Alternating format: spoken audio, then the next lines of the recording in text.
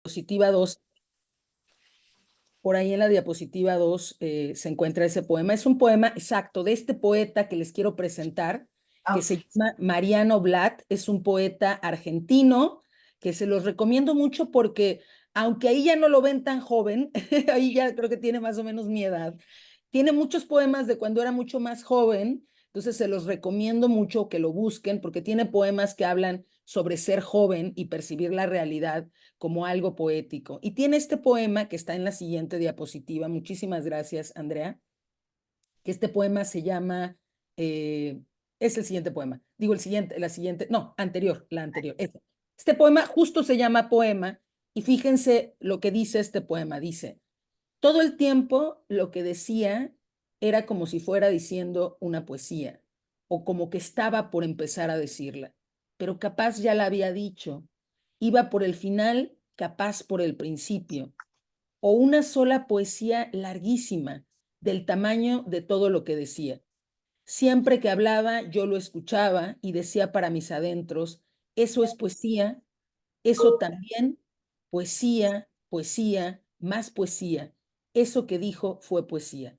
Y no sé si les ha pasado alguna vez que escuchando, repito, mientras van caminando por la calle o mientras están platicando con una amiga o mientras el profesor dice algo en el salón de clases o están viendo, no sé, quizás un noticiero, están escuchando una canción, algo que está en su entorno cotidiano, de pronto uno dice, ay, eso como que parece o como que pudiera ser poesía.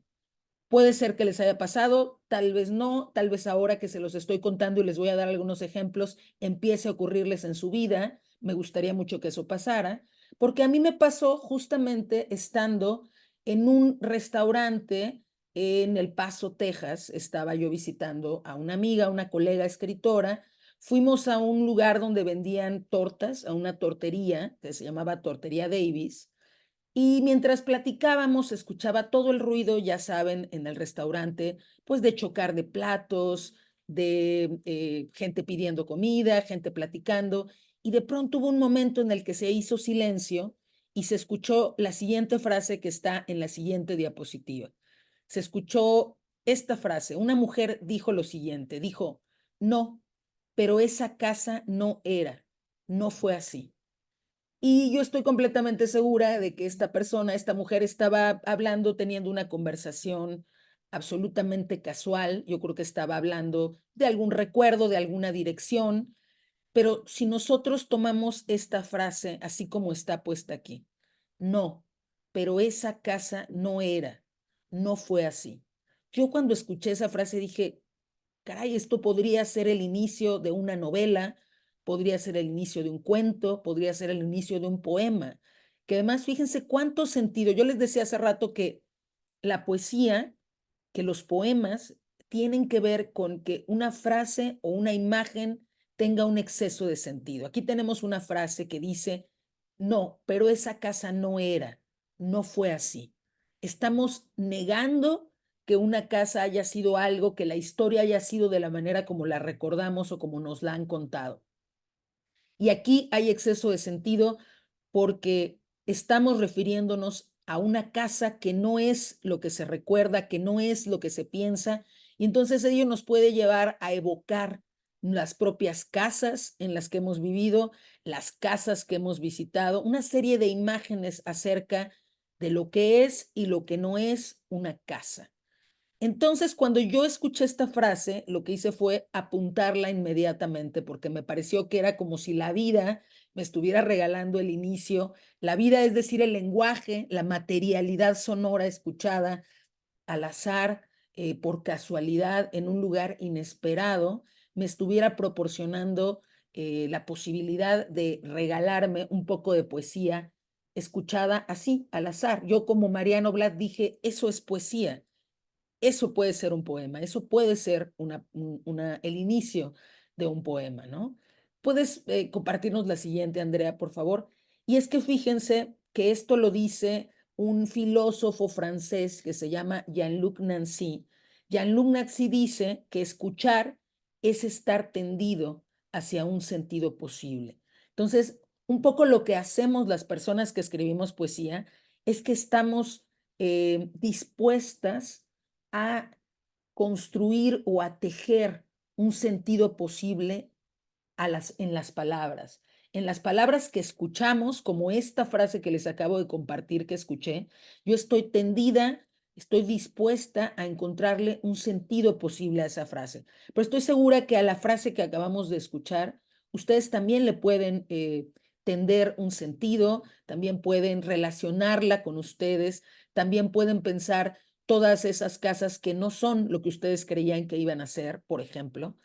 Y entonces, cuando empecé a pensar en la posibilidad de ejercer poéticas de la escucha, es decir, que a partir de escuchar aquello que me rodeaba y pensarlo como algo que podría ser poesía, estaba un poco haciendo esto que dice aquí Jean-Luc Nancy, que es estar disponible, estar dispuesta atender un sentido posible de las palabras, ¿no? A convertir esas palabras que escuchamos en el entorno cotidiano en poesía. Podríamos ir a la siguiente diapositiva, por favor. Muchas gracias. Esta es otra persona importante para esto que les estoy contando. Ella se llama Florencia Garramuño y es una teórica y una traductora argentina que acuñó el concepto que se llama hablas recortadas. ¿Y por qué voy a hablar ahora de hablas recortadas o de hablas o palabras recortadas? Pues porque un poco esto que yo hice en esa tortería en El Paso fue recortar un poco del lenguaje que yo estaba escuchando. Esto yo ya lo había hecho antes y si ustedes se acercaron al libro de Antígona González o sus profesoras les han platicado, yo ya había trabajado con recortar lenguaje, eh, con tomar lenguaje de documentos, con tomar lenguaje de entrevistas, con tomar lenguaje de otros libros y a la manera de cita, a la manera de reescritura, a la manera de escribir con las palabras de otras y de otros. Yo ya había trabajado antes con el lenguaje de los demás, pero lo que no había hecho era trabajar con el lenguaje sonoro, con el lenguaje auditivo, ¿no? La siguiente, por favor. Y fíjense, para Florencia, estas hablas recortadas, fíjense cómo las define ella, dice que son conversaciones o textos, que son voces anónimas marcadas de impersonalidad, que aparecen como retazos, como pedazos de historias que no llegan a completarse y que interrumpen, dice, la pulsión lírica y narrativa con constantes desvíos y fluctuaciones inconclusas.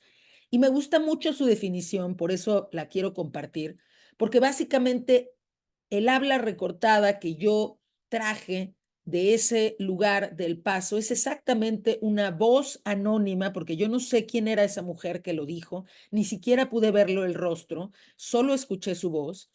Está marcada de una impersonalidad, por supuesto, y aparece como un retazo o como un pedazo de una historia que yo no tengo completa y no voy a tener nunca completa esa historia, ¿no? Pero que puede servir, en mi caso, para mi escritura de poemas, como algo que va a interrumpir mi escritura, que me va a permitir crear un desvío o una fluctuación. Y a mí me interesa mucho que en los poemas, déjenme decirles, hay poemas, ustedes se van a encontrar con toda clase de poemas, hay algunos poemas que yo les llamaría como bien portados, diría yo, o sea, que cuentan una historia o que ofrecen una imagen o que ofrecen una metáfora de una manera muy clara y muy directa, ¿no? Nos están narrando algo, nos están planteando una imagen desbordada de sentido, desde luego, pero que lleva un inicio, un desarrollo, un fin, de alguna manera como muy tradicional. Sin embargo, a mí me interesan, y eso también está en este libro de Antígona González, a mí me interesan las historias y los poemas que en lugar de contar la historia o el poema de una manera ordenada o lineal, más bien van creando una suerte de desviaciones, de fluctuaciones, de huecos, y me interesan porque creo que en el fondo piden un poco más de ustedes, piden un poco más de las lectoras, de los lectores, les piden a ustedes que ustedes completen esos huecos de información que faltan, que ustedes exploren esas desviaciones, que vean hacia dónde los lleva el poema y no tanto que yo les diga hacia dónde quiero que lleguen con el poema. Son dos formas de escribir poesía, ambas formas son válidas, no me parece necesariamente que ninguna sea mejor que otra. Hay bellísimos y excelentes poemas que nos van guiando hacia donde la autora o el autor quieren que vayamos y que no nos permiten mucho desvío. Así son esos poemas y son muy bellos. Sin embargo, a mí en el presente me interesa trabajar con esta clase de poemas que más bien les ofrecen varias vías, un poco para perderse, un poco para que ustedes también sean quienes decidan qué sentido le quieren tejer o construir a ese poema, ¿no? Y estoy pensando, para darles un ejemplo, que tenemos series de televisión o películas que son súper lineales, ¿no? Empiezan en el inicio y terminan en el final, súper lineales. Pero también tenemos esta otra clase de series o de películas que nos hacen ir del pasado al presente, que de pronto no nos quedó muy claro qué pasó con esa historia, que a veces nos dejan a medias una historia, y a veces son series o películas más difícil de entender, pero a mí personalmente me encanta tanto en la ficción de la televisión, de las series, del cine, como en la literatura, esas apuestas que más bien nos dejan a nosotros un poco la tarea de construir ese sentido. Por eso es que estas hablas recortadas, así como las piensa Florencia Garramuño, me interesa de sobremanera explorarlas y traerlas hacia mi poesía. La siguiente, por favor, Andrea. Justo, fíjense, Jean-Luc Nancy dice algo más, este filósofo francés, dice que la persona de la escucha o la persona a la escucha es un lugar de resonancia, de tensión y de rebote infinitos, porque esa frase que yo escuché, no, pero esa casa no era, no fue así, yo creo que es una frase que me va a resonar y a rebotar en mi cabeza infinitamente hasta que yo logre acomodarla en un poema. Todavía les cuento, no la he acomodado en ningún poema. Yo desde hace mucho tiempo tengo la intención de escribir un libro de poemas y un libro de ensayo que hable sobre la casa. Y estoy segura de que esa frase, no sé si va a ser el inicio, pero va a estar en ese proyecto de escritura. Entonces, esa frase está resonando en mí y yo la voy a hacer resonar, la estoy haciendo resonar en este momento en ustedes. Entonces, un poco estas poéticas de la escucha se tratan de eso, de que algo que yo escuché, yo soy la persona de la escucha o yo soy la persona de la escucha, me convierto en un lugar de resonancia de esa tensión que tienen esas palabras y la reboto hacia ustedes, hacia las lectoras, hacia los lectores, a través de la construcción de un poema, ¿no? Usualmente esto ocurre en la comunicación normal. Nosotros solemos ser la persona de la escucha, solemos ser un lugar de resonancia que rebotamos a veces cosas con los demás. En la poesía tiene un efecto todavía mayor porque recordemos, como les decía al inicio, lo que comenta o la definición de Franco Berardi Bifo de lo que es poético, aquel lenguaje, aquellas palabras que tienen un exceso de sentido, que desbordan sentido. Entonces, imagínense si esas palabras que desbordan sentido, o como les decía que le llama también Francine Macielo, esa materia temblorosa, esa materia vibrante, pues va a rebotar y va a generar una tensión mayor en quienes la escuchen. La siguiente, por favor, Andrea. Fíjense, lo siguiente que hice estando allí en El Paso fue que dije, ok, ya escuché una frase que rebotó en mí, escuché una. ¿Qué tal que empiezo a acumular otras frases que vaya yo escuchando? Y entonces me senté en los patios de la Universidad de Texas, del Paso, Texas, y empecé a recopilar, a ser esa persona de la escucha de la que habla Jean-Luc Nancy, y recopilé todas estas líneas que ahorita les voy a leer y que ya están viendo, que fui escuchando en los patios, en los parques de la Universidad de Texas. Yo lo que escuché fue esto: at the same time, pero corriendito. Pues, ¿qué traes? Una caja. Estás llorando para que algo ocurra because it's too expensive.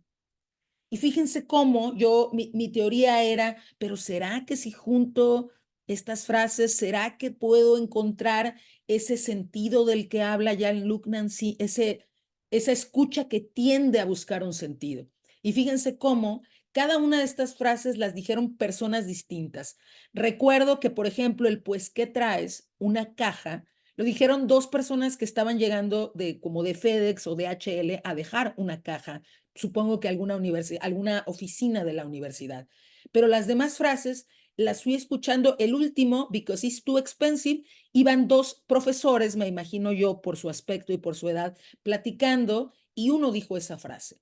Pero fíjense cómo el trabajo de quien escribe poesía es construir sentido. A partir de aquello que escuchamos o a partir de aquello que imaginamos, en mi caso es a partir de estas hablas recortadas, es como si yo fuera con unas tijeritas recortando las palabras que voy escuchando por la calle y cómo a partir de esas pequeñas frases, este fue como uno de los primeros trabajos o ejemplos que realicé para ir tratando de ver si se podía que esas hablas recortadas, que esas poéticas de la escucha pudieran tener un sentido, pudieran construir un pequeño poema, algún pequeño sentido a partir de eso que yo estaba escuchando.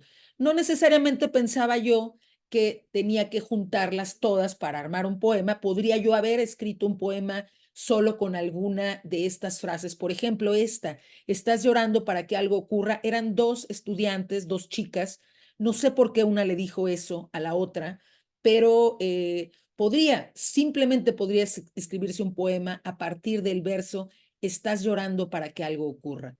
Y fíjense, seguramente fue una conversación totalmente casual entre dos amigas, dos adolescentes, pero la frase, estás llorando para que algo ocurra, fíjense el exceso de sentido que tiene, la carga, el desborde, lo que tiembla ahí adentro es que a veces sí, a veces lloramos para que algo ocurra, porque queremos que algo ocurra, algo gozoso, algo que queremos mucho, pero a mí lo que me sorprende de este ejercicio de escucha, que se los recomiendo mucho, que les recomiendo que cuando caminen por ahí, por los pasillos de su universidad, vean cómo a veces esos pequeños pedacitos de conversación que escuchamos y que ya no escuchamos nada más, excepto ese pedacito, a veces tienen una carga poética que ni siquiera se imagina la persona que lo está diciendo, que si no pusiéramos toda la atención probablemente no la captáramos, pero esto es un ejercicio justamente de afinación del oído, de afinación de la escucha, de lo que puede ser poético.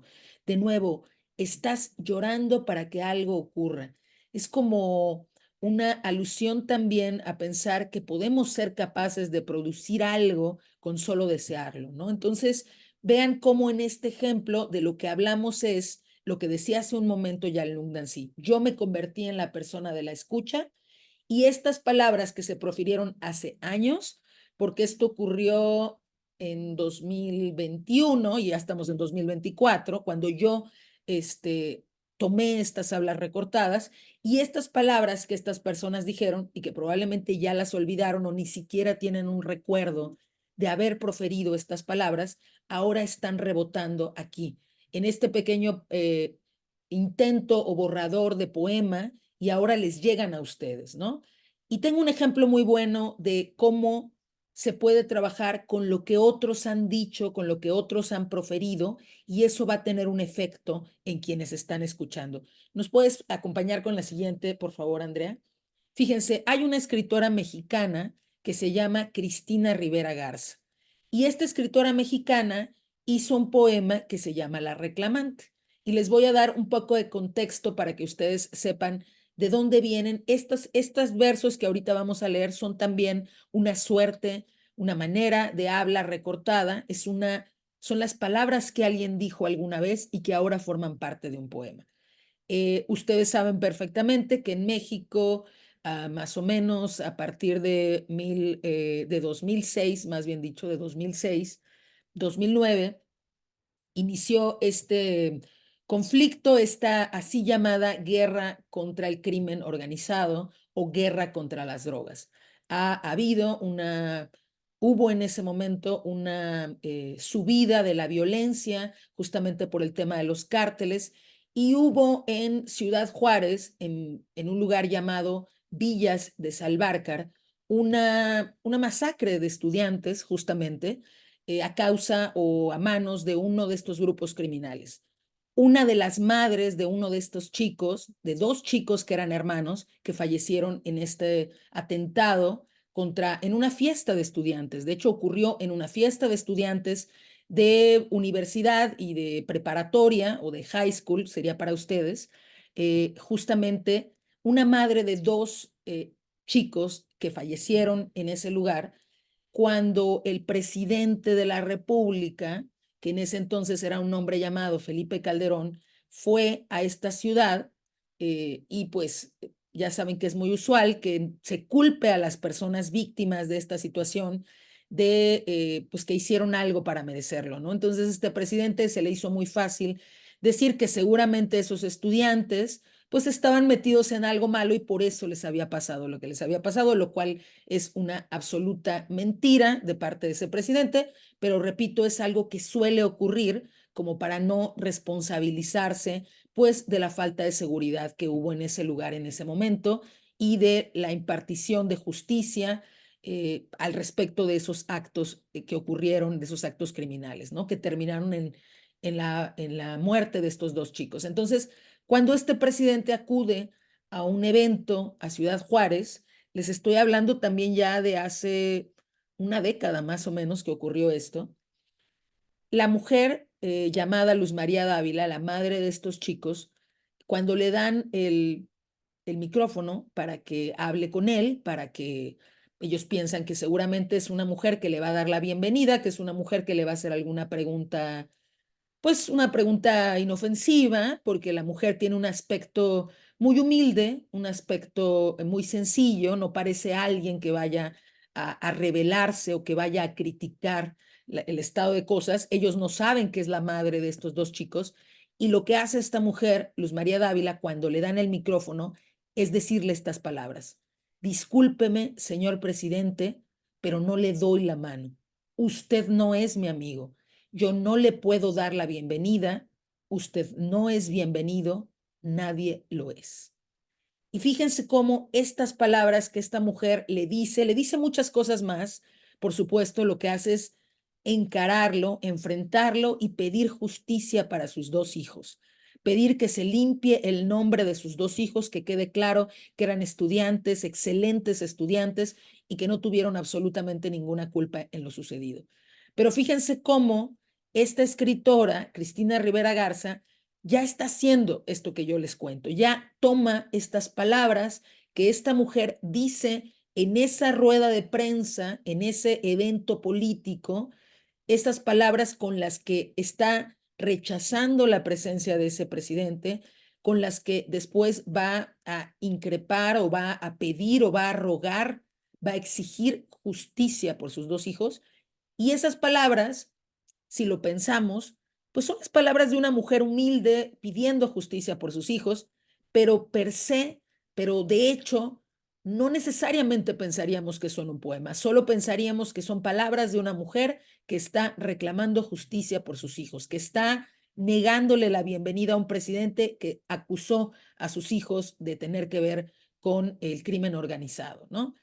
Pero ¿qué es lo que hace Cristina Rivera Garza al tomar estas palabras que alguien dijo, que alguien mencionó, que tienen una materialidad sonora, que no fueron escritas, sino que fueron dichas en una circunstancia muy particular? Las toma y las lleva a su poema La Reclamante, que si ustedes quieren leer el poema completo, solo tienen que googlearlo, poner La Reclamante Cristina Rivera Garza y les va a salir el poema completo si lo quieren leer para saber qué más dijo esta mujer y de qué más está hecho el poema. Pero a mí lo que me interesa de traer este poema aquí, de traerlo aquí para compartirlo con ustedes, es de nuevo hablar de cómo lo que dice Jean-Luc Nancy de las poéticas de la escucha es absolutamente cierto. Esto es, la persona a la escucha, pues fue Cristina, fuimos todas las personas que hemos visto el video, porque hay un video, por supuesto, en YouTube, donde esta mujer está diciéndole eso al presidente, al expresidente. Ahí está la persona a la escucha, ¿no? Y lo que hace ella al incluir este fragmento en su poema es convertir esta habla recortada, este pedazo de lenguaje que por supuesto tiene un exceso de sentido, que por supuesto está desbordando un sentido de justicia, un sentido de exigencia o de ruego, y lo lleva hacia el poema. Y fíjense que en ese movimiento lo que hace es convertir estas palabras, las palabras de una madre en duelo, de una madre pidiendo justicia, en poesía. Y eso es lo que me parece súper importante de este tipo de ejercicios, porque lo que significa entonces es que estamos expandiendo lo que podemos llamar poesía. Muchas veces la poesía la relacionamos o la ubicamos nada más con temas como la expresión de la belleza, con temas muy particulares, muy sublimes o muy elevados, o que hablan de cosas sagradas. Y sí, la poesía puede ser eso, la poesía puede hablar de cosas sagradas, la poesía puede hablar de cosas sublimes, la poesía puede hablar de sentimientos bellos como el amor, como la amistad, como una serie de realidades que tienen que ver con cosas como muy grandes y como muy trascendentes, la muerte, la vida.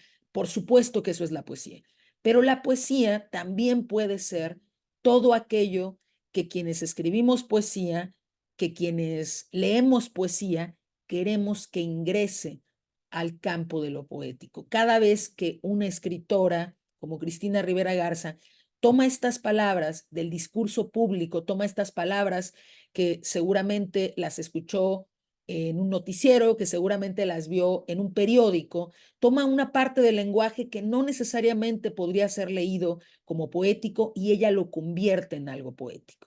Y un poco de eso se trata también esto que estoy haciendo yo, justamente, si quieres poner la siguiente diapositiva, Andrea, es esto que dice Cristina Rivera Garza, esta misma autora, en un libro muy reciente que se llama Escrituras Geológicas. A ella le interesa construir artefactos, en este caso, que cuestionen y que produzcan presente, ¿no? En este caso, esta clase de poemas, como el que acabamos de ver, es un artefacto que cuestiona y que produce presente porque lo que está haciendo es que cada vez que alguien lea este poema, ahorita que ustedes escucharon los versos del inicio de este poema, es como si volviera una y otra vez en ese rebote infinito la voz de Luz María Dávila a escucharse. Una voz que se dijo en el pasado, a través de ese poema la podemos escuchar ahorita en el presente. Y probablemente ustedes no sabían esta historia de Luz María Dávila y muchos de ustedes pues no tendrían necesariamente por qué saberla porque no viven en este país, porque quizá no es una historia cercana, pero incluso estudiantes de mi propio país, es decir, yo he puesto este poema cuando he dado clases de literatura y estudiantes de más o menos su misma edad, cuando yo les hablo de esta historia, no la conocen y no la conocen porque eran muy jóvenes cuando esto pasó, eran casi niños o niñas cuando esto pasó. Entonces es normal que la historia se vaya perdiendo un poco, que hechos que les ocurrieron a sus padres, ustedes ya no los conozcan ni los recuerdan. La memoria y la historia en realidad son muy frágiles. De ahí la importancia del arte, de ahí la importancia de la poesía. Ese es el valor y la trascendencia que puede tener el trabajo de alguien que escribe poesía, porque justamente con estos artefactos, con estos poemas que cuestionan el estado de las cosas, que cuestionan a un presidente, que cuestionan que no haya justicia en un país, producen presente, es decir, traen estos hechos del pasado al presente y cada vez, o sea, estamos en 2024, pero si en 2050 alguien lee este poema, va a volver a producir ese presente, va a volver a traer ese presente, ese pasado más bien dicho, al presente a través de cada uno de esta clase de escritura de poemas, donde se incluyen este tipo de materialidades sonoras, ¿no? Más estas palabras y esta materialidad sonora que tiene una carga, por supuesto, política y social y de reclamo tan importante. En la siguiente vamos a ver quién es esta mujer de la que les hablo, Cristina Rivera Garza. A lo mejor ya la conocen, les recomiendo mucho que la lean. Tiene, de hecho, pues muchos libros importantes. Ya está, de hecho, su obra traducida al inglés, entonces también la pueden hallar en el inglés.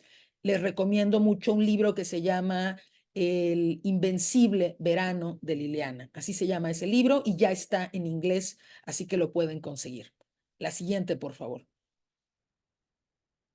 Esto que les voy a compartir ahora es un pequeño ejercicio que ya empecé a desarrollar mucho más acerca de cómo utilizar estas hablas recortadas ya en mi trabajo cotidiano.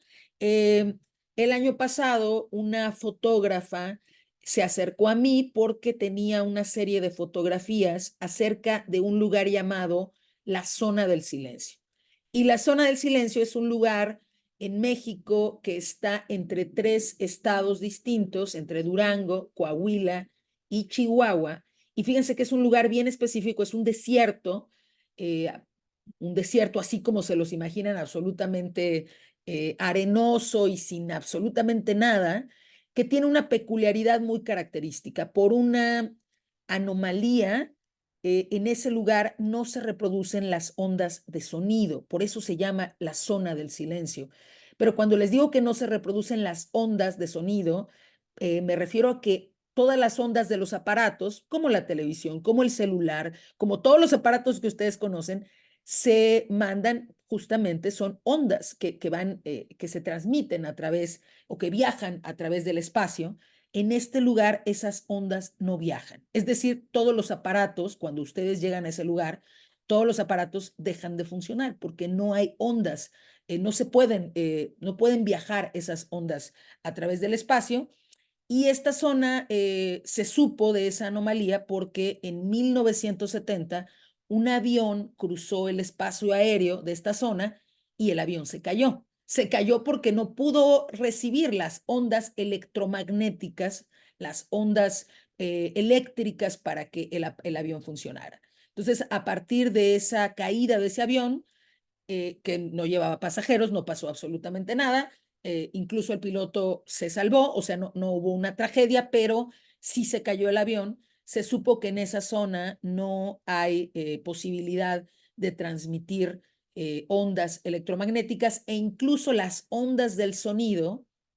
Fíjense, conocí a una persona que estuvo en ese lugar, me comentó que cuando los llevaron a internarse en esa zona, porque hay, digamos, tours para visitarla, porque en la noche pues tiene una visión del cielo estrellado hermosísima, pues cuando te llevan de tour a esa zona, las personas tienen que atarse una cuerda a la cintura, porque si te pierdes y estás en una distancia más o menos considerable y gritas, no se va a escuchar tu sonido porque no se transmite esa onda de silencio con una distancia considerable. Entonces, esta fotógrafa hizo una serie de fotografías de ese lugar y me propuso o quería que yo escribiera algunos poemas a partir de esas fotografías. Entonces yo empecé a trabajar con la idea de escribir poemas sobre este lugar tan peculiar y sobre la idea del silencio. Pero al mismo tiempo yo tenía en mi cabeza la idea de trabajar con estas poéticas de la escucha que ya les he venido contando todo este rato. Y entonces lo que pensé es cómo voy a conjuntar estas poéticas de la escucha con poemas que hablen del silencio. Y entonces, una de las cosas que más me sorprendió al investigar sobre este lugar, sobre la zona del silencio, es que lo primero que hice fue pensar en que yo quería que el propio desierto, que las propias piedras me hablaran, me dijeran algo, porque yo me imagino que todo tiene una voz y dije, ¿cómo voy a hacer que el desierto me hable? ¿Cómo voy a hacer que esas piedras tengan una voz? Y lo que se me ocurrió, bueno, pues fue ir a buscar la historia. O sea, pero la historia más allá todavía de cuando se cayó ese avión, mucho más atrás, y me fui a buscar una tesis sobre la zona de silencio, sobre por qué, quizás una explicación de por qué en ese lugar no se transmiten las ondas de sonido. Y no hallé una explicación específicamente de eso, pero sí encontré la historia de ese lugar y resulta que cuando la Tierra era la Pangea, es decir, cuando todos los continentes estaban unificados hace miles y millones de años, en la época mesozoica, en realidad encima de ese desierto lo que había era mar, lo que había era agua.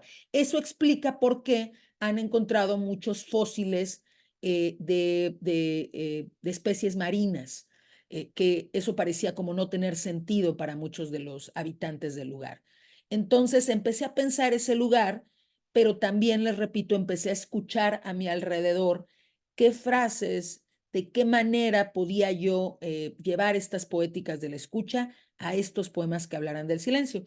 Y lo que están viendo ustedes aquí en la pantalla es el inicio de uno de estos poemas sobre la zona del silencio. Pero fíjense por ahí que en la tercera línea ya del poema están dos preguntas y dicen estas dos preguntas: ¿dónde están mis llaves? ¿Qué buscaba? Y luego está entre paréntesis una H y una R que significan hablas recortadas. Yo empecé a mezclar en estos poemas estas hablas recortadas que tienen para mí, este exceso de sentido relacionado con lo que yo quería hablar en este poema, ¿no? Esta frase de ¿dónde están mis llaves? ¿Qué buscaba? La escuché en el metro, en el transporte público.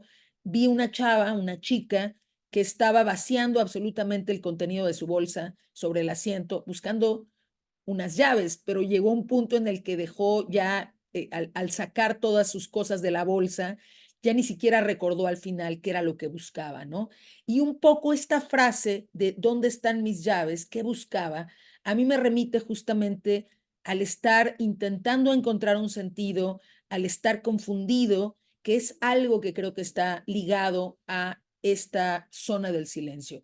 Un lugar en el que por más que tratemos de encontrarle sentido, probablemente no vamos a poder hallar ese sentido.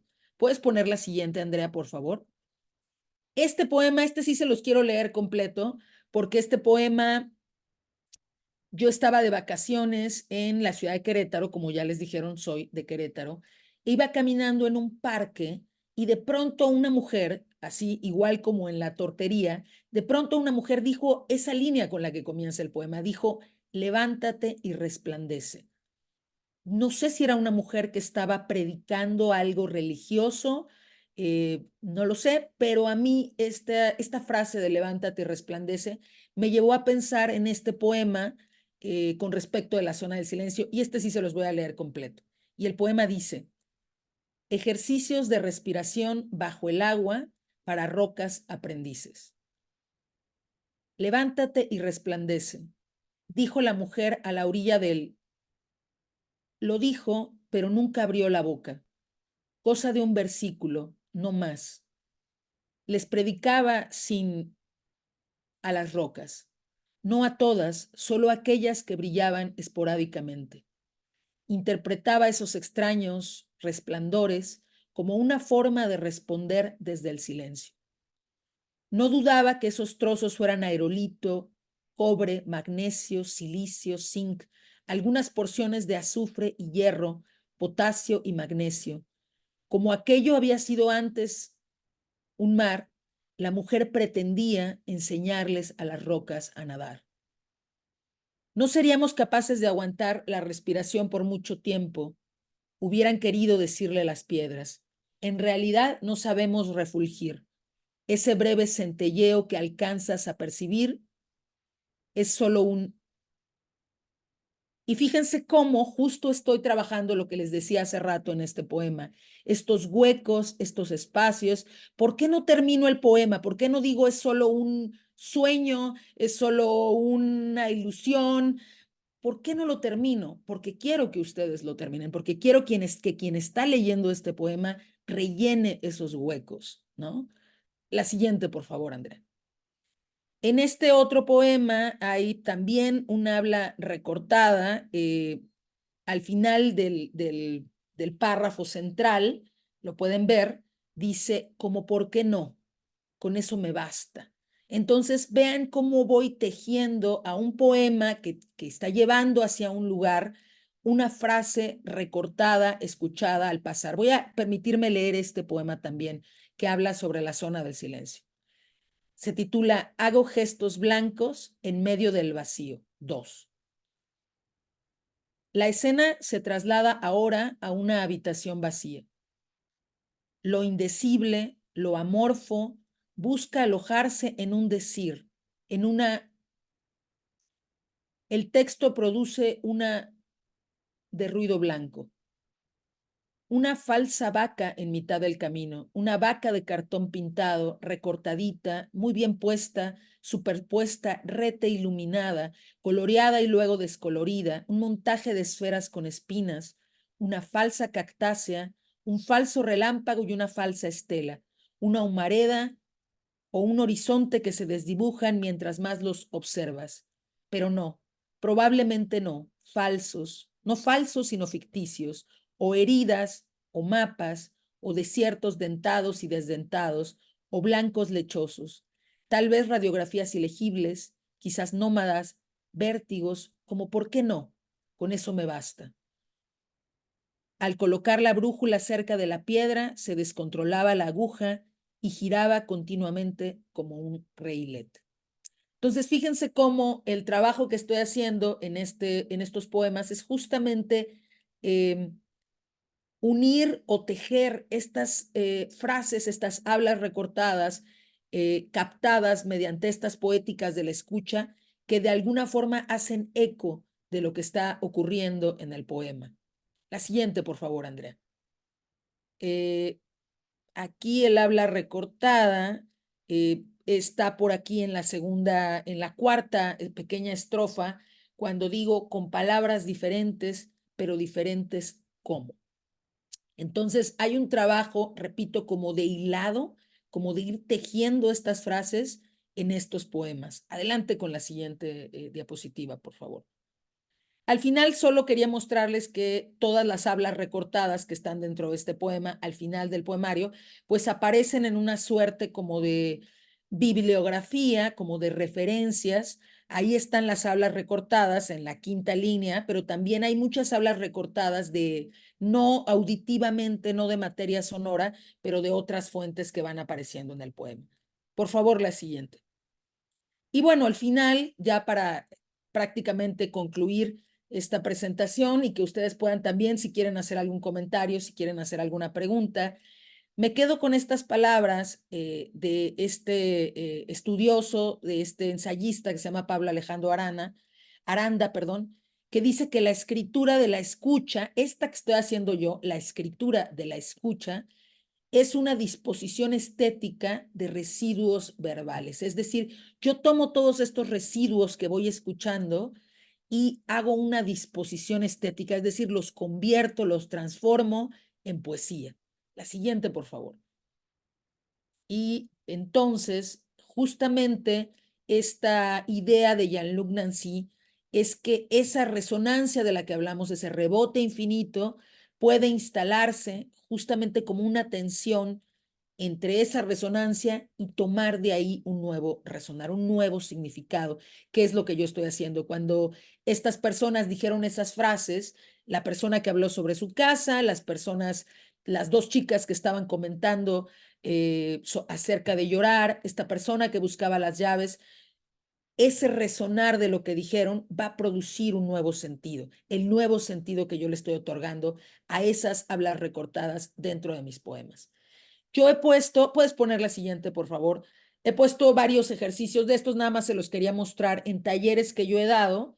Esta es una muestra de algunas hablas recortadas que algunos de los alumnos, de las personas, de las participantes que estuvieron en el taller fueron encontrando.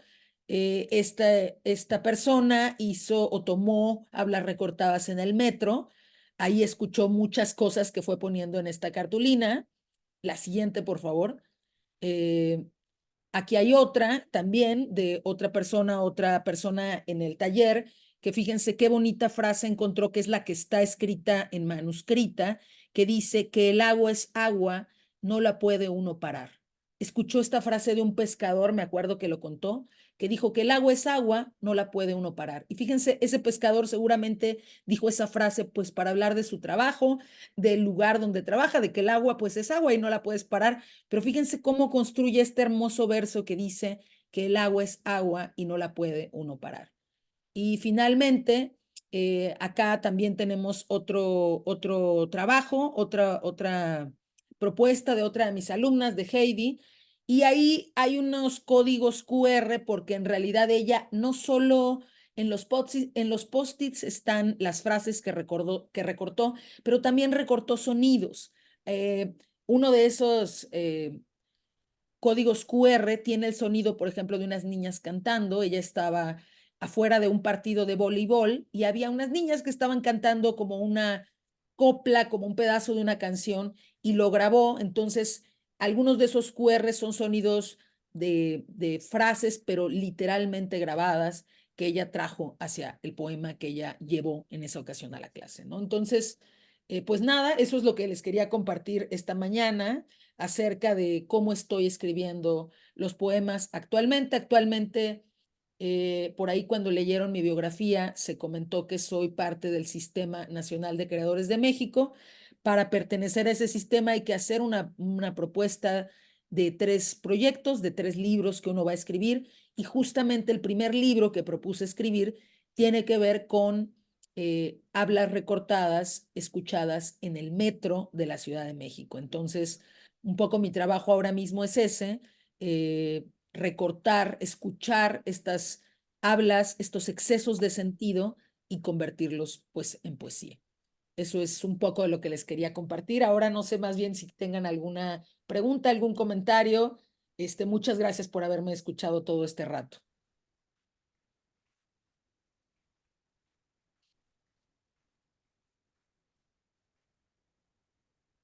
Bueno, pues muchas gracias. Hemos estado hablando en clase de este libro, Antígona González, que fue el primero, ¿verdad? De esta recopilación, esta reinterpretación del texto de Antígona. Creo que tenemos muchas buenas ideas para elaborar nuestros poemas, ¿verdad?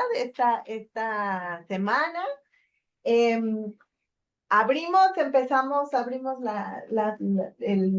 la sala para preguntas y respuestas. Hemos estado, Sara, en 2 clases, en una clase de amor y territorio y otra clase de culturas de la frontera. Hemos estado analizando el texto de Antígona, entonces estamos muy contentos de estar.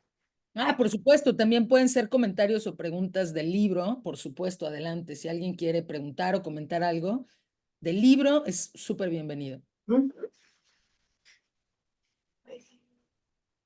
Yo tengo una pregunta en general.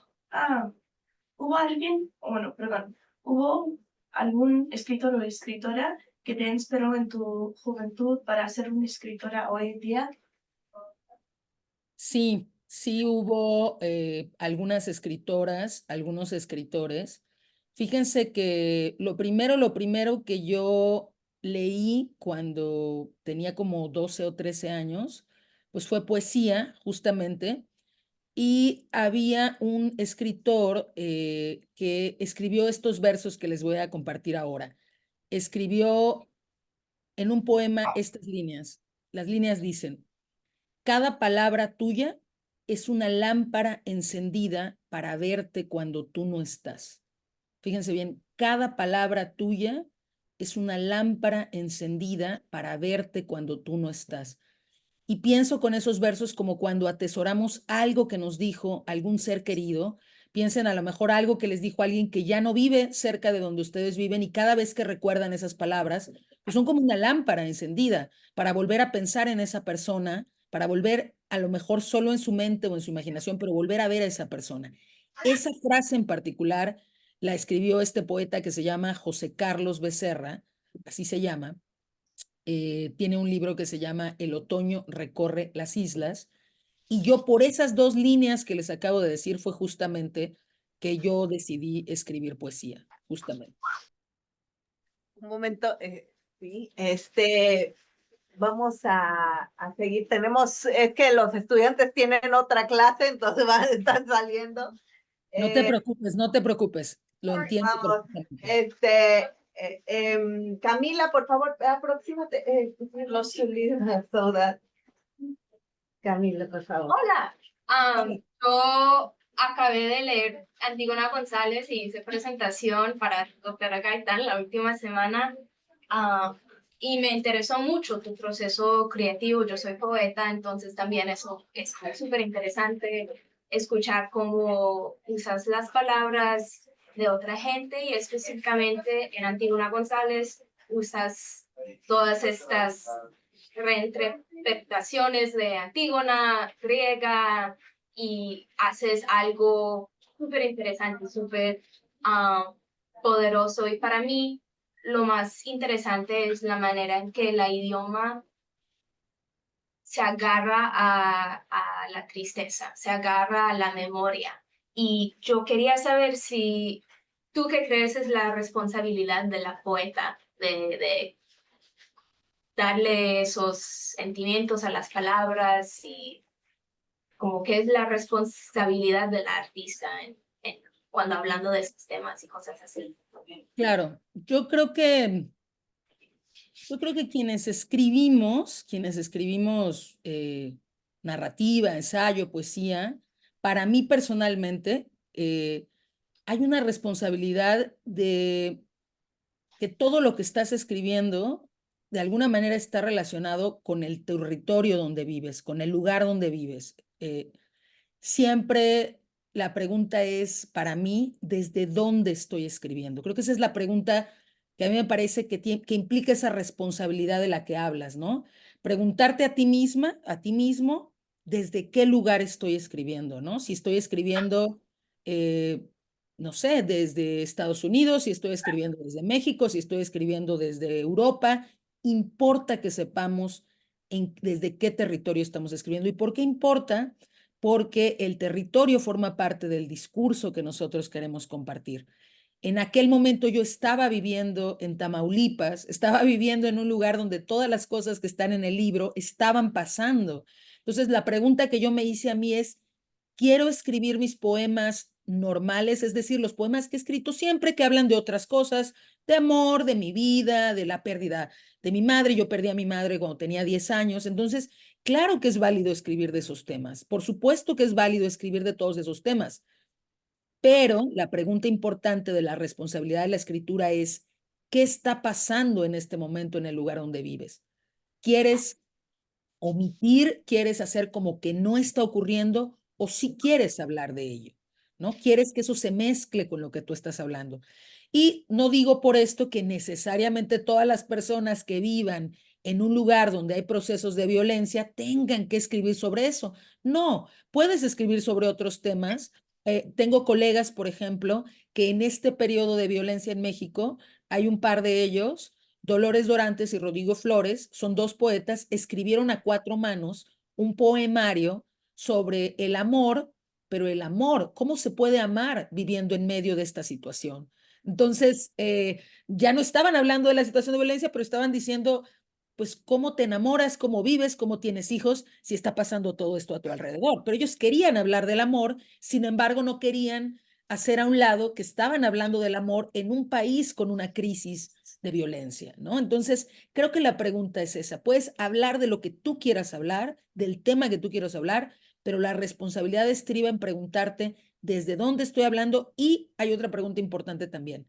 La otra pregunta es, ¿con esto que estoy escribiendo, en mi caso fue la pregunta que me hice, no estoy revictimizando, no estoy haciendo algún daño a aquellas personas que están viviendo la situación de la que estoy hablando? Entonces había que ser muy cuidadosa con el lenguaje. La otra responsabilidad es cuidar las palabras que vas a utilizar, cuidar los procedimientos también. Ahorita dijiste algo muy importante, que yo les compartí mis procedimientos.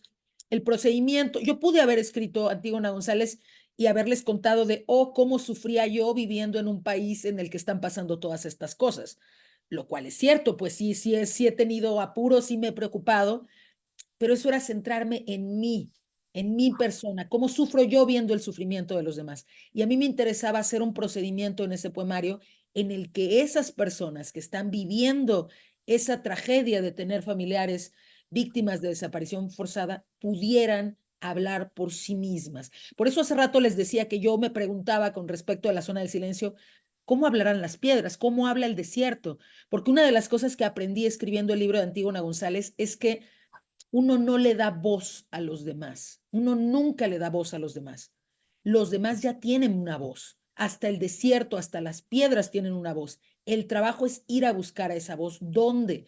¿Cómo habla ese desierto? Pues ese desierto habla a través de su composición química y las familiares de las personas víctimas de desaparición forzada tienen una voz. Hay que ir a buscarla en los periódicos, como lo hice yo, en las entrevistas, o también hay quienes los han ido a buscar personalmente para platicar con ellos. Pero entonces, resumo que la responsabilidad es ser crítico, es decir, hacerte preguntas, y dos, ser cuidadoso, ser crítico y cuidadoso. Ahí está la doble responsabilidad de quien escribe, ser crítico y ser cuidadoso. Gracias por tan buena pregunta. Pues gracias por la respuesta y honestamente cuando estabas hablando estaba pensando mucho en cómo la poesía y la escritura es tanto como para conectar nosotros con otra gente y en tu manera de escribir te conectas mucho con la tierra y eso es súper interesante para mí porque la gente indígena tienen culturas que están tan conectados a la naturaleza, a la tierra, pero no siempre tienen como lenguaje escrito, ¿cierto? Pero es esa misma idea de no ser uno mismo, pero ser parte del universo y ser parte de la comunidad. Es súper, súper lindo, súper interesante. Fíjate que aprovecho esta mención que haces de la poesía en lenguas indígenas o en lenguas originarias para recomendarles a alguien que sí tiene ese lenguaje escrito y que es muy joven. Se llama Nadia López García. Nadia López García es una poeta mixteca que escribe evidentemente en su idioma o en su lengua originaria, pero también ella misma se autotraduce al español. Y ella, con quien acabo de platicar hace muy poquito, tiene una frase que a mí me gusta mucho, que es que dice que escribir cambia tu destino. Escribir puede cambiar tu destino. Fíjense, ella me contaba que en las culturas originarias, fíjense, bueno, esto es parte obviamente del patriarcado y del machismo que está implícito en todo nuestro sistema. A las mujeres, a las niñas cuando nacen, su ombliguito lo entierran en la casa para que no se vayan de esa casa. Y en el caso de los niños, no. En el caso de los niños lo dejan suelto para que se vaya por el mundo. Y lo que ella decía es que escribir es una forma de cambiar ese destino de quedarte en un solo lugar. Escribir es una forma de reescribir ese lugar en donde te tienes que quedar, porque la escritura te hace viajar a lugares aunque no necesariamente vayas con tu propio cuerpo, pero ustedes al leer Antígona González viajaron un poquito hacia la realidad de México, aunque algunos no hayan venido nunca, pero la literatura permite que viajemos a esos lugares. Por eso es que escribir y leer nos cambia la vida, nos cambia el destino. Muchas gracias. Gracias a ti. Tengo una pregunta, es más en un nivel técnico, Claro. porque me llamó mucho la atención su presentación, porque últimamente yo también he estado escribiendo poesía y, por ejemplo, en mi teléfono tengo mis notas y son puras palabras recortadas y de ahí es donde saco la inspiración para escribir un poema. Y pues me llamó mucho la atención ver que alguien más tiene ese mismo proceso. Entonces, yo le quería preguntar si para usted siempre ha sido, el proceso de escribir siempre ha sido así, de primero escuchar y luego escribir, o cómo es que usted se da cuenta, ok, es aquí donde empieza mi momento donde empieza mi poesía. Qué buena pregunta, muchas gracias. Fíjate que no, yo o sea, empecé a escribir poemas, bueno, no, yo empecé escribiendo cuentos de detectives y eran muy malos mis cuentos de detectives. Yo leía a estas historias de Sherlock Holmes, que seguramente por ahí han escuchado ustedes hablar de este detective famosísimo. Entonces empecé a escribir cuentos, pero era muy mala cuentista. Afortunadamente luego me topé con ese poeta que les acabo de mencionar y con muchas poetas más. Me topé con Rosario Castellanos, por ejemplo, una gran poeta mexicana también. Y eso, sobre todo los poemas de Rosario Castellanos, que habla de cosas muy cotidianas, me hicieron darme cuenta esto que les digo, que la poesía no tenía que ser nada más una poesía que hablara de cosas sublimes, sino que en la poesía podemos hablar de lo que nos pasa en el día a día. Pero yo empecé formalmente ya, digamos, les digo, escribí poemas cuando tenía, no sé, 14, 15 años. Yo creo que todos hemos escrito algún poema, sobre todo de amor. A esa edad, pues nos enamoramos, nos gusta a alguien ese alguien es imposible y le empezamos a escribir poemas. Es bien natural que eso pase, ¿no? Pero, digamos, ya como con la conciencia de decir, quiero volverme a una escritora, quiero hacer esto más profesionalmente, pues más bien fue cuando salí de la universidad, yo estudié filosofía en la universidad y entré a un taller literario, pero mi forma de escribir en ese momento no era nada parecida a la que les acabo de contar. La verdad es que a mí en aquel momento lo que me decían, fíjese, es todo lo contrario de lo que hago ahora. Luego eso pasa, le dicen a uno hace esto y uno hace todo lo contrario, ¿no? Pero lo que me decían era que yo tenía que encontrar mi voz única, que no podía tener mezcla de nada más, que solo podía ser mi voz original y única y no podía retomar lo que había dicho nadie más, ¿no? Que es una idea que tienen algunas personas que escriben, ¿no? Que tienes que construirte una poética solo y únicamente tuya. Eso es lo que piensan algunas personas. Yo eso fue lo que me enseñaron de inicio, pero luego resulta que tomé un taller justamente con esta escritora que les acabo de mostrar en la presentación, con Cristina Rivera Garza, que ella nos fue a dar un taller en el que empezamos a escribir a partir de documentos históricos. Entonces, yo en aquel tiempo, les estoy hablando de 2009, ustedes seguramente eran unos pequeños apenas y no recuerdan que en 2009 hubo un antecedente del COVID, una cosa que se llamó H1N1, parecido al COVID, pero menos mortal. Es decir, fue muy cortito, no murió tanta gente, se contuvo, pero cuando ocurrió también nos mandaron como a cuarentena, por lo menos por una semana o dos. Y en aquel momento yo trabajaba en un archivo histórico y los documentos con los que trabajé fueron unos documentos que eran como, hablaban de cuando por 1830 y algo los barcos llegaban al puerto de Tampico en el Golfo de México y eran puestos en cuarentena, pues porque tenían peste, tenían todas esas enfermedades de antes.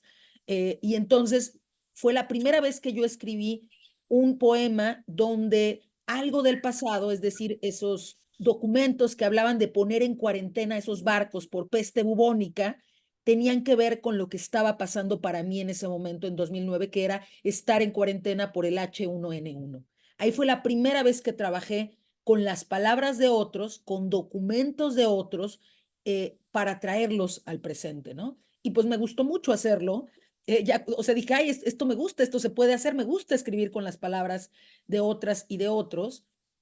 Y ya creo yo que el momento decisivo para mí, para empezar a escribir como escribo ahora, pues fue justamente el libro de Antígona González. Cuando a mí este libro me lo encarga una directora teatral, una actriz, Sandra Muñoz, yo lo que pensé es, yo no voy a poder escribir este libro. O sea, yo, ¿cómo voy a hablar de algo que no me está pasando a mí? Afortunadamente, yo no tengo ningún familiar desaparecido, qué bueno, pero ¿cómo voy a hablar sobre esto, no? Intuitivamente recordé este trabajo con los documentos y dije, claro, no tengo por qué hablar yo, pueden hablar ellos mismos a través entonces de que el poema, fíjense, qué bonito, esto también lo dice Francine Macielo, esta académica de Berkeley que les digo, ella dice que los poemas son cajas de resonancia. Un poema es una caja de resonancia. Entonces tú tienes tu cajita y todo lo que metan a su cajita de su poema va a resonar en otros. Ahorita decías hace rato que mi poesía tenía que ver con la tierra. Bueno, es que yo he metido la tierra dentro de esa cajita de resonancia para que resuenen ustedes, ¿no? Entonces, un poco más bien esta manera en que escribo ahora viene de más o menos de hace unos 10 años, justamente de 2012, 2011, que yo escribí Antígona González. A partir de ahí, yo empecé a cuestionarme si la poesía debía ser esa cosa solitaria, única, donde solo mis palabras debían estar, o si más bien me interesaba una poesía que fuera, que tuviera, en la que tuvieran cabida las demás personas, una poesía colectiva, una poesía de coescritura con los demás, con las demás, ¿no? Y si recordamos, déjenme nada más hacer una vuelta al pasado muy rápida, la poesía en los tiempos de la Edad Media, cuando la cantaban los juglares, esos personajes que luego pueden ustedes ver en películas de esa época, la poesía no le pertenecía a nadie, la poesía no tenía autores, la poesía eran coplas que todo el mundo se aprendía de memoria y las repetían, no existía la noción de autoría. La poesía le pertenecía al pueblo. Los poemas que ellos recordaban eran los poemas de todos y no había mérito en ser tú el que inventara algo. El mérito era repetir y saberte la tradición poética de tu pueblo, ese poema que narraba alguna hazaña, alguna historia de tu pueblo. La autoría es una invención mucho más moderna, pero a mí me interesa un poco con estos ejercicios rescatar o volver un poco a esos tiempos en que la poesía estaba hecha de los pedazos del decir de todas o de muchas personas de un pueblo. Entonces, un poco Antígona González es eso. Como, así como los juglares repetían una historia, bueno, es poner en esa historia las palabras de todas y de todos los que están pasando por esa situación y un poco nada más escribir tú, en este caso, en mi caso, es como volverte la persona que junta esos pedacitos del lenguaje, la persona que los reúne, la persona que los teje, como una tejedora, digamos.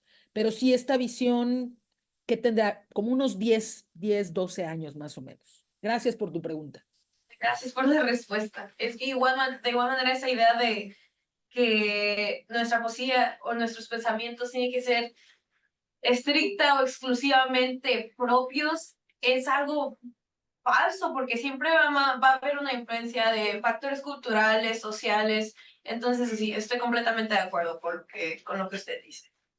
Claro, totalmente. Es una idea muy repetida, pero en realidad, fíjense, hay dos filósofos, un hombre que se llama Barthes o que se apellida Barthes y otra que se llama Julia Kristeva, que dicen que todo texto es un tejido de citas.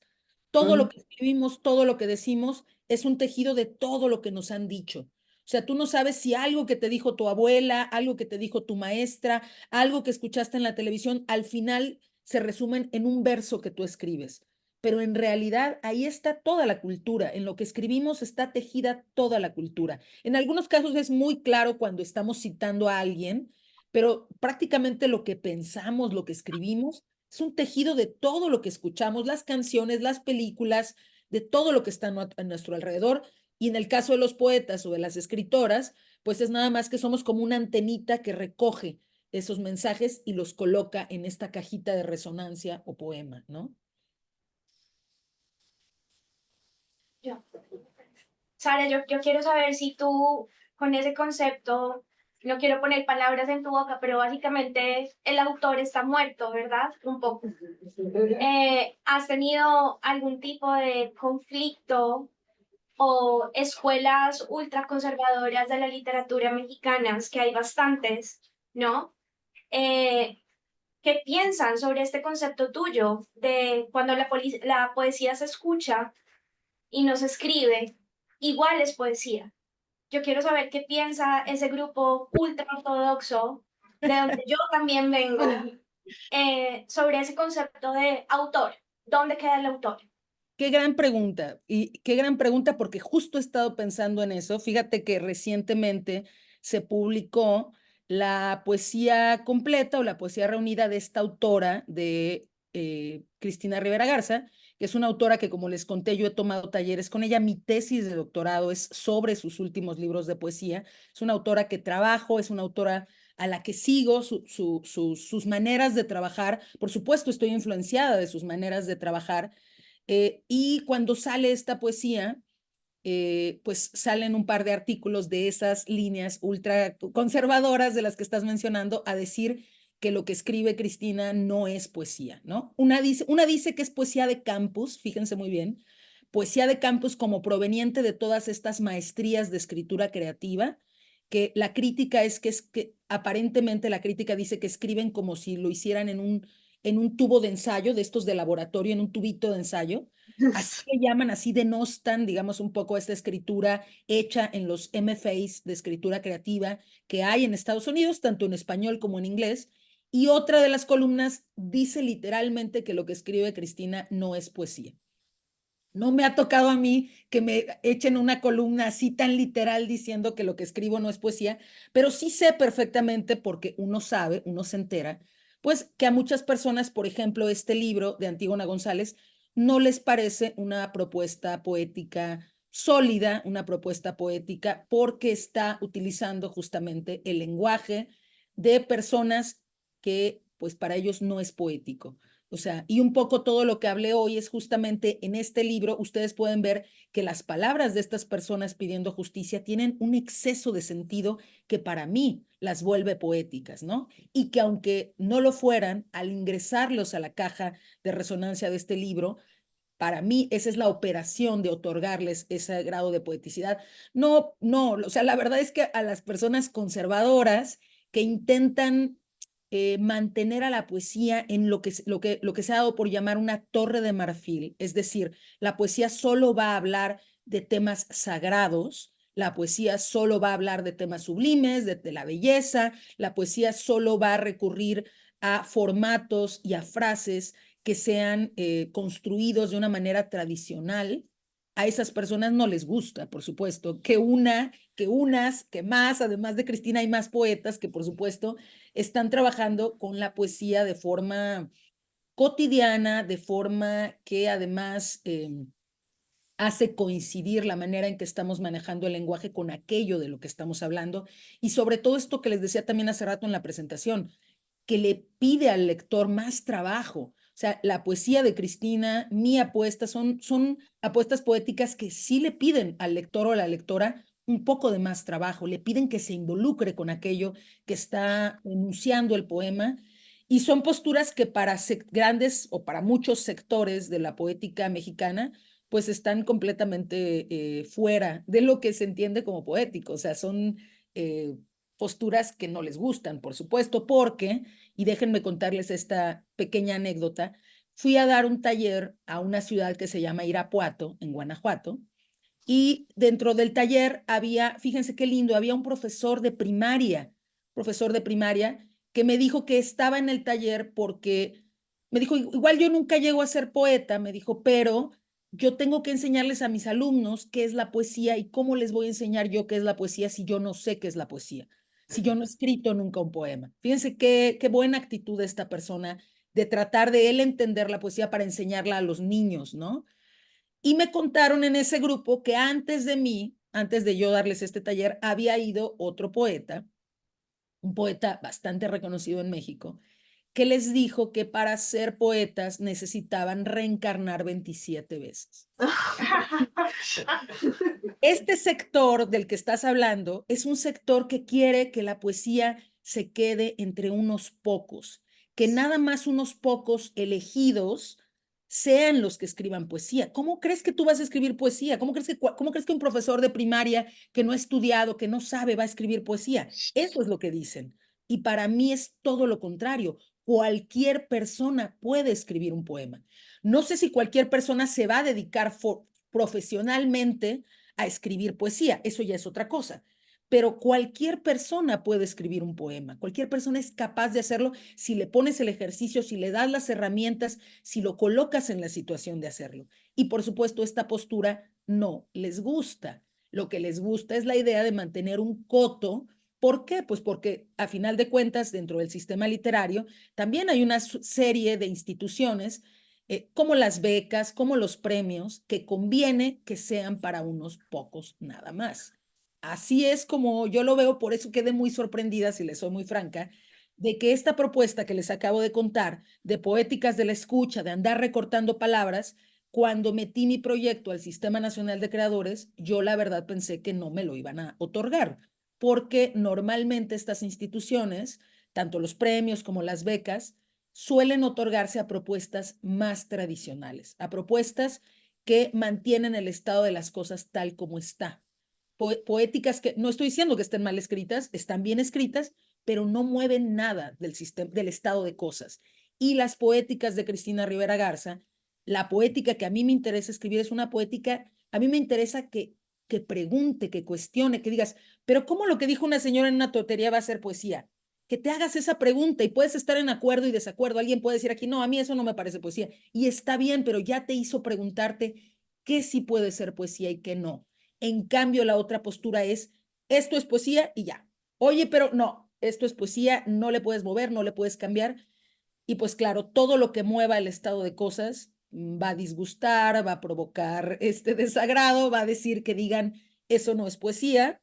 Pero bueno, pues hay que seguir, en mi caso, pienso yo, insistiendo y por eso para mí en cada taller, en cada conferencia, ya lo considero como una cruzada personal prácticamente, decir que cualquier persona puede escribir un poema y que la poesía puede estar en cualquier parte. Lo que sí es que hay que convertirnos en esas escuchas, esas personas a la escucha, afinar el oído para ver qué de lo que se está diciendo allá afuera tiene un exceso de sentido que podemos traer a nuestros poemas o no, o nada más a nuestra vida, nada más escuchar y decir, ah, qué bonito eso que dijo esa persona. Y ya, no necesitamos convertirlo en poesía, pero escuchar al otro en estos tiempos en que en realidad el individualismo nos lleva más a estar encerrados en nosotros mismos, en nosotras mismas, escuchar al otro es un acto político, es un acto de construcción de empatía también, más allá de que puede ser una herramienta para escribir poemas. Pero mira, ya todo lo que me hiciste decir con esta pregunta, sí daba para mucho esta pregunta. Gracias, estoy totalmente de acuerdo con lo que dices. Me parece que lo que más necesitamos ahora, sobre todo en este país, ahora en Estados Unidos, es una democratización no solamente de la lengua, sino del lenguaje y de la literatura, en donde haya agencia del lector, ¿no? También, y eso es lo que tú estás proponiendo, una agencia no pasiva, sino activa de la persona que lee tus poemas. Y me encanta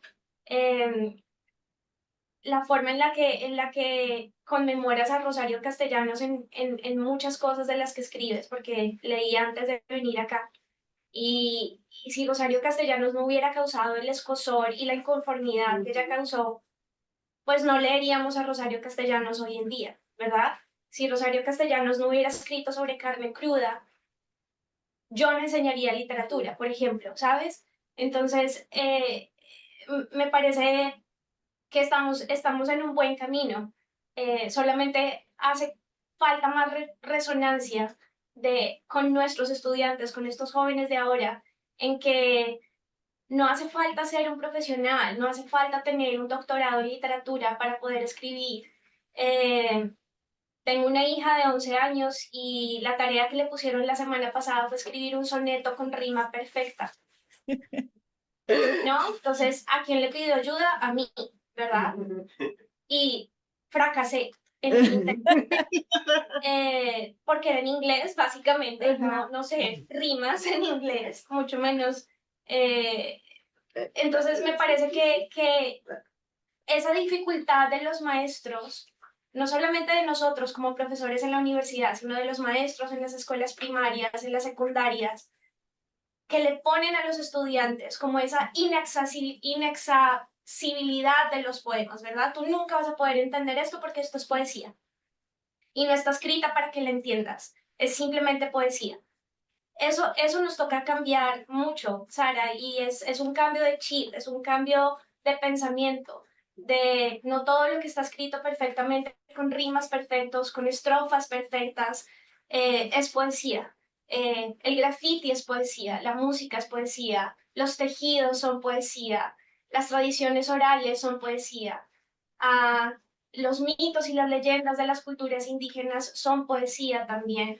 Entonces, creo que tenemos que empezar esta cruzada contigo, tú allá y nosotros aquí. Totalmente concuerdo contigo en que el graffiti es poesía, en que las canciones son poesía, y El que Spanglish es poesía. ay, sobre todo también me encanta. Hizo un ejercicio, les comento que estuve de nuevo en El Paso y di un taller con estudiantes de la maestría en escritura creativa sobre estas hablas recortadas. Los mandé a que escucharan hablas recortadas y un estudiante hizo un ejercicio fabuloso porque él va y viene todos los días a Juárez. Estudia ahí en El Paso, pero no vive en El Paso, entonces todos los días va a Juárez y viene. Y entonces hizo un poema sobre lo que estaba escuchando que decían todas las mujeres o varias mujeres del camión en el que iba en la mañana, y eran mujeres que trabajan en casas en Estados Unidos, pero con todo lo que estas mujeres fueron diciendo, él hizo un poema escuchado en la madrugada, medio dormido, medio dormidas ellas, y de alguna forma entonces, repito, en esta cruzada es la idea de decir las palabras de unas mujeres que van en un camión a las 5 de la mañana a trabajar a Estados Unidos, también tienen una carga de poesía, también pueden ser poéticas, aunque ellas no estén escribiendo un poema ni quieran que sean poéticas, sus palabras tienen un peso y una carga que si tienes el oído para escucharlas, vas a poder tender ese puente al sentido que decía Nancy, ¿no? Entonces, Nancy, perdón. Entonces, pues eso, que ese tipo de poesía nos interesa y nos preocupa a quienes democratizamos la poesía, ¿no? Justamente esa era la palabra ideal, o sea, que la poesía no sea el bien de unos cuantos, sino que la poesía nos pertenezca a todas y a todos, ¿no? Bueno, pues, está bien. Sí, ¿Tienen otra muchísimas pregunta? Creo que vamos a gracias. cerrar por el día de hoy. Muchas gracias, Perfecto. Sara, por estar. Gracias, muchas gracias por escuchar y por preguntar, además. Sí, claro que sí. Y bueno, vamos a estar ahí siguiendo, coleccionando poemas, ¿verdad? Muy a la Benjamin y siguiendo todo la lectura, ¿no? De tus trabajos. Muchas gracias. Gracias a ustedes. Bueno, Bueno, pues vamos. Hasta gracias. luego. Hasta luego. Chao. Voy a terminar de grabar aquí. Muchas gracias, Sara.